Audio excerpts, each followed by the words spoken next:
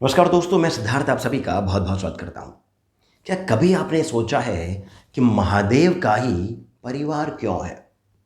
महादेव वो जो पर्वतों पे रहते हैं, कंदराओं में रहते हैं, जंगलों में घूमते हैं।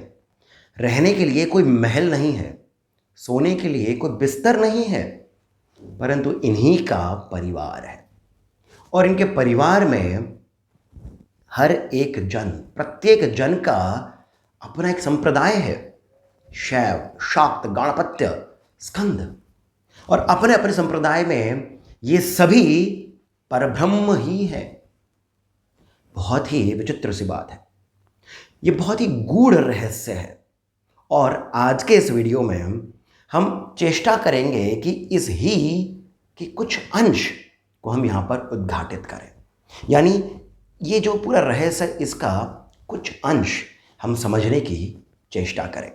वीडियो को आप अंत तक देखते रहिएगा, क्योंकि अंत तक पहुंचते पहुंचते बहुत सारे और रहस्य स्वयं ही प्रकट हो जाएंगे। ब्रह्मांड पुराण के ललिता उपाख्यान की इस श्रृंखला में अभी तक हमने ये देखा है कि किस प्रकार देवी ललिता के हृदय से उत्पन्न होती हैं एक कन्या, एक 9 वर्षीय कन्या जिनका नाम है बाला। यही है बाला त्रिपुर सुंदरी, अति शक्तिशाली, बलवती। और ये उतरती हैं युद्ध भूमि में। जब ये आती हैं तो भंडासुर के 30 अति विशाल महाअसुरों का ये संहार कर देती हैं, 30 अर्धचंद्र बाणों से। और फिर जब ये सूचना पहुंचती है भंडासुर के पास, वो टूट जाता है, रोने लगता है। तब उसके पास पहुंचते हैं उसी के दोनों भाई विशुक्र और विशांग। वे कहते हैं कि महाराज, आप रोइए नहीं, ये आपको शोभा नहीं देता है। आपकी सेना का एक बड़ा भाग अब भी आपके पास है, सुरक्षित है। हम दोनों आपके साथ हैं। आपके सेनापति कुटिलाक्ष भी अब भी जीवित है। तब विशुक्र एक और कुटिल नीति बनाता है। वो रात के अंधेरे में, अभी तक 2 दिन का युद्ध हो चुका है, वो रात के अंधेरे में अपने रूप को बदल करके पहुंचता है उस वाहिनी प्राकार के बाहर। वाहिनी प्राकार अर्थात जो ज्वालामालिनी देवी ने देवी ललिता और उनकी सेना के बाहर एक अग्नि का दुर्ग बनाया था, बहुत ही विशाल। उसके बाहर विशुक्र अपनी 30 अक्षौहिणी सेना के साथ में पहुंचता है। फिर ये आक्रमण नहीं करता है, इसकी नीति कुटिल है। ये एक शिला पर एक यंत्र बनाता है। ये अभिचार यंत्र है। ललिता उपाख्यान में, ब्रह्मांड पुराण में इसे जय विघ्न यंत्र कहा गया है। जय विघ्न यंत्र। इस यंत्र के 8 देवता हैं। अब इन सभी का भी अपना एक रहस्य है, और मैं हर इस वीडियो में, श्रृंखला के, ये कहते आया हूं कि रहस्यों की भी अपनी श्रृंखला चलेगी। अभी हम ये समझ लेते हैं कि विशुक्र ने एक यंत्र बनाया है, जय विघ्न यंत्र, और इस यंत्र के आसपास 8 देवता है। वो इस यंत्र को हाथ में पकड़ता है, पूरे वेग के साथ उछाल करके अग्नि प्राकार, वाहिनी प्राकार के भीतर फेंकता है। अब जब ये यंत्र शक्ति सेना के शिविर में पहुंचता है, गिरता है, तब कुछ और ही विचित्र सी ही घटना घट जाती है। काले बादलों की सी एक छाया पूरे शिविर को घेर लेती है। समस्त शक्ति सेना में एक प्रकार की उदासी फैल जाती है। सभी हताश से हो जाते हैं। एकाएक ही आपस में वे प्रश्न करने लगते हैं। प्रश्न कुछ इस प्रकार के होते हैं कि हम युद्ध ही क्यों करते हैं? ये युद्ध होता ही क्यों है? आपने भी ऐसे ही कुछ प्रश्न आज के समय में भी कुछ बुद्धिजीवियों के मुख से सुने होंगे। ऐसे ही कुछ प्रश्न ललिता देवी की शक्ति सेना में भी सभी योद्धा आपस में कर रहे होते हैं जब ये जय विघ्न यंत्र उनके पास में आकर गिरता है। वे प्रश्न करते हैं कि युद्ध होता ही क्यों है। फिर वे पूछते हैं कि हम देवताओं की ओर से युद्ध क्यों करें। फिर कुछ ये प्रश्न करते हैं कि ये ललिता कौन है ये देवी ललिता। इनके उत्तर में एक और प्रश्न ये आता है कि वो जो भी होंगी वो स्वयं को हमसे सर्वोपरि कैसे कह सकती हैं, हमसे ऊपर कैसे हो गई हैं, वो हमारी स्वामिनी कैसे हो गई हैं वो। फिर वो एक और प्रश्न करते हैं कि यदि हम ये युद्ध नहीं करें तो स्वयं से क्या ही कर लेंगे। इस प्रकार के अज्ञानता पूर्ण प्रश्न ये आपस में करते हैं। हताशा चहुं ओर है। केवल 2 ही योद्धा हैं जिनको ये यंत्र और इसकी वो काली छाया छूती नहीं है, और वो हैं मंत्रिणी देवी अर्थात देवी मातंगी और वार्ताली देवी अर्थात देवी वाराही। एक है देवी ललिता की प्रधानमंत्री और एक है देवी ललिता की सेनापति। परंतु ये दोनों ही चिंतित हो जाती हैं कि समस्त सेना जो है ये किस प्रकार के प्रश्न कर रही है, ये क्या हो गया है हमें। इस चिंता को लेकर के वे पहुंचती हैं देवी ललिता के पास। देवी ललिता जब ये सुनती है, अब यहां पर आपको इस कथा को पूर्ण मनोभाव के साथ में सुनना होगा। जब देवी ललिता ये सुनती हैं कि ऐसा कुछ हो गया है, वे चिंतित नहीं होती हैं। वे केवल कामेश्वर को देखती हैं। कौन देखती हैं कामेश्वर को? कामेश्वरी। यहां पर मैं इस शब्द का सोच समझ करके प्रयोग कर रहा हूं। कामेश्वरी कामेश्वर की ओर देखती है। कामेश्वर कौन है? त्रिपुरा सुंदरी के भैरव हैं। 10 महाविद्या में सभी महाविद्याओं के एक एक भैरव हैं, क्योंकि ये शक्ति है। शक्ति को एक बेस चाहिए होता है, शिवारूढ़ा होती है वो, यही संपूर्ण शिवलिंग होता है। देवी कामेश्वरी, कामेश्वर भैरव, पंचवक्त्र भैरव की ओर देखती हैं और देख करके मुस्कुराती है। उनकी मुस्कान अति सुंदर है, सौम्य है, परंतु तेजमय है, तेज से युक्त है। जब ये मुस्कुराती हैं तब कहीं से उस शक्ति सेना में एक और आभा प्रकट होती है।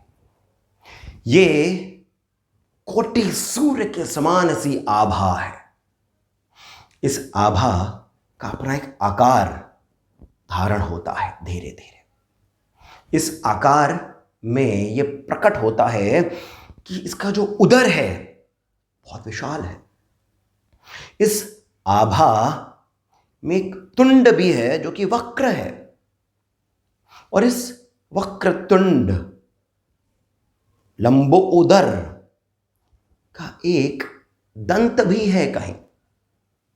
ये जो आकृति है, एक दंत, वक्रतुंड, लंबोदर, इसके माथे पर बालचंद्र भी धारण करा हुआ है। यानी इस आभा ने बालचंद्र धारण करा हुआ है, परंतु इसका जो मुख है, अब धीरे धीरे करके वो आभा आकार लेती है, संपूर्ण आकार। इसका जो मुख है वो सहस्त्रों करोड़ों सूर्य के समान है, सूर्य कोटि समप्रभा। आप समझ गए होंगे कौन है। यही गणपति है। वक्रतुंड महाकाय सूर्य कोटि समप्रभा।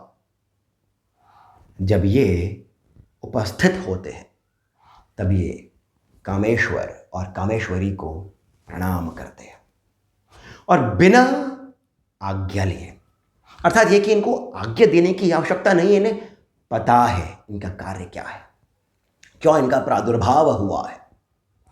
ये बिना एक और क्षण गंवाए चल पड़ते हैं खोज में उस जय विघ्न यंत्र के। तुरंत ही पहुंच जाते हैं उस यंत्र के पास और उस यंत्र पर एक प्रहार करते हैं, वो यंत्र टुकड़े टुकड़े हो जाता है। और जैसे ही उस यंत्र के टुकड़े हो जाते हैं, वो जो काली छाया होती है वो लुप्त हो जाती है उसी क्षण। जैसे ऐसा होता है, समस्त शक्ति सेना पुनः अपने पूर्व भाव में पहुंच जाती है। उनमें फिर से वो उमंग, वो उत्साह जागृत हो जाता है। पर क्या ये गणपति यहीं पर ही रुकते हैं? ये गणपति अपनी सेना के साथ में उस वाहिनी प्राकार, उस अग्नि दुर्ग के दक्षिण भाग से, दक्षिण भाग वही है जहां पर एक दरवाजा बनाया होता है। दक्षिण क्यों कहूंगे? दक्षिण की ही ओर भंडासुर का शून्यक नगर है।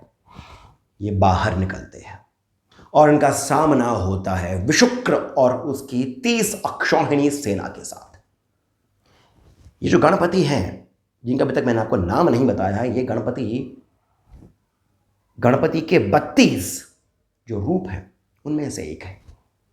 32 का अर्थ आपको समझ आएगा जब आप हमारे ही इस ही श्रृंखला के एक वीडियो को देखेंगे, जिसमें हमने बताया था कि 32 करोड़ सर्प जब आते हैं, नकुली देवी उनका किस प्रकार से अंत करती है। उसी से इसका भी रेलिवेंस है, रेफरेंस है। पर तो हम आगे चलते हैं। गणराज अब भिड़ जाते हैं विशुक्र और उसकी संपूर्ण असुर सेना के साथ। विशुक्र अपने एक दैत्य गजासुर को भेजता है गणपति पर प्रहार करने के लिए, किंतु ये गणपति कुछ और है। ये बिना किसी बाधा के, बिना किसी क्षण को गंवाए उस गजासुर का अंत कर देते हैं और विशुक्र पुनः एक बार उस युद्ध भूमि से भाग जाता है।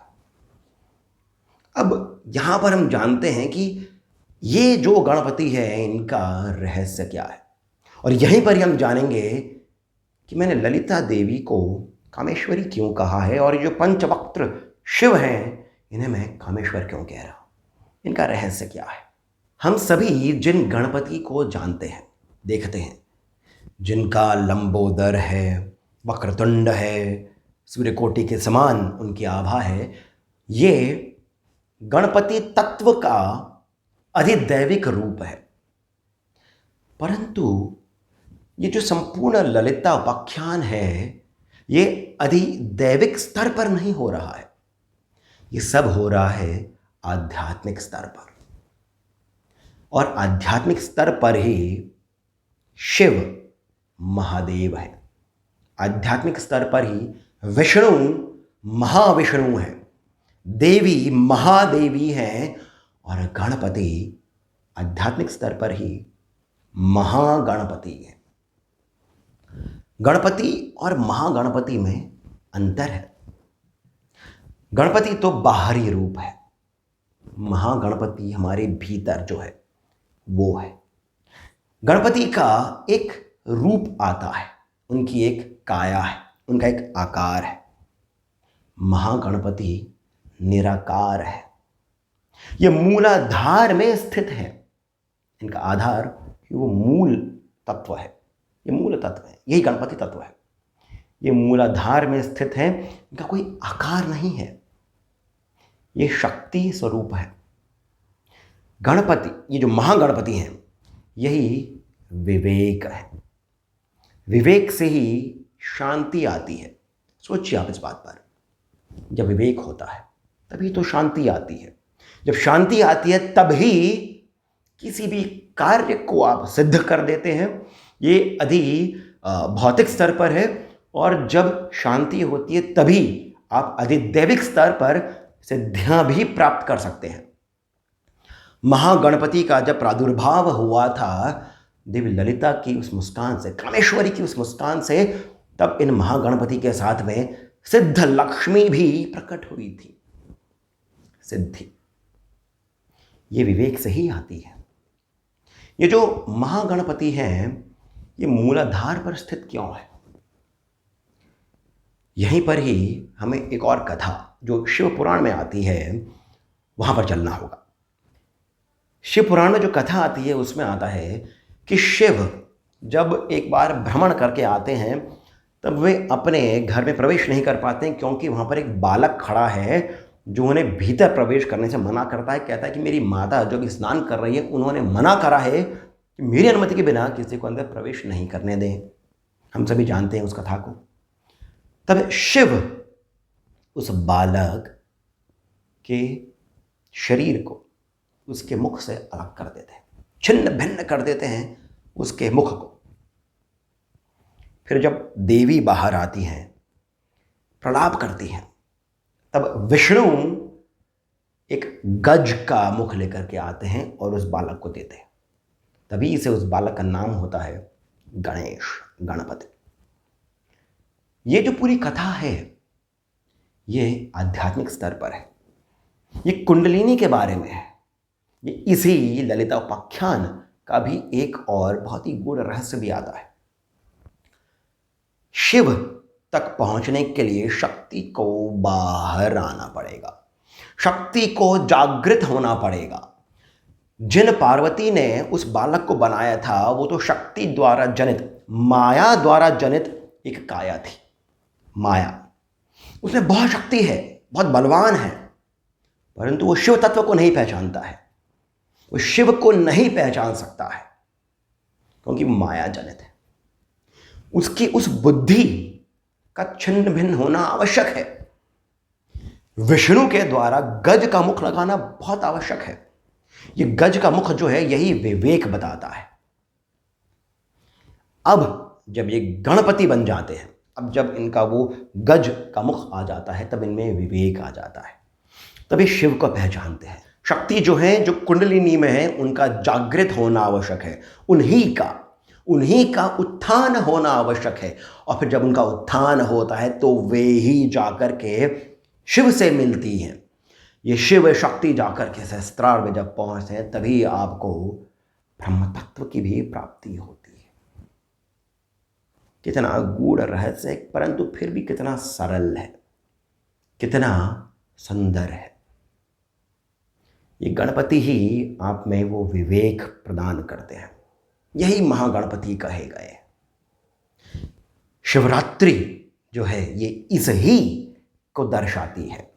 शिवरात्रि में ही तो शिव और पार्वती का विवाह होता है, जिससे ये संपूर्ण कथा उत्पन्न होती है।